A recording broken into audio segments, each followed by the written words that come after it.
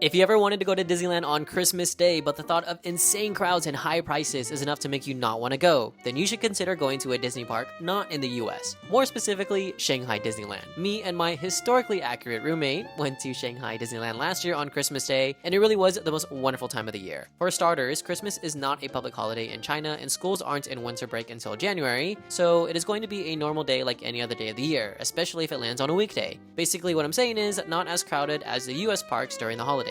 Despite that, Disneyland is still Disneyland, so the park will still be 100% decked out for Christmas, meaning you'll still get the Disney Christmas vibes you're looking for without all the crowds. I was honestly still expecting that it was going to be super crowded either way, and yeah, maybe we just got lucky, but that entire day we did not need to buy any sort of skip the line passes for any of the rides, as the majority of them were simply walk right on. Heck, our longest wait time of the day was only 28 minutes. Other than low crowds and short wait times, you can also expect to pay significantly less than what you probably would going to Disneyland in California or Disney World in Florida. This obviously really depends on where you're coming from, but if you're flying out of state anyway to go to any of these parks, a flight to China, plus the hotels, and plus admission into the parks could potentially come out cheaper. For reference, I spent a grand total of $422 at Shanghai Disneyland. This included park entry tickets, early park access, all food and snacks, and all the merch I bought. That cost barely covers admission into the parks in the US. Okay, but what about the whole entire trip to China? Surely that had to have been really expensive, right? Well, for a 15-day trip in China across 4 major cities, I spent a grand total of $2,877. This was on flights, hotels, all meals, all activities I did in China, including my day at Shanghai Disneyland. If you're staying on property at Walt Disney World, you're already surpassing that amount just for a few days. All that to say, if you're interested in both going to Disneyland on Christmas Day and traveling the world, then you should really consider traveling to China.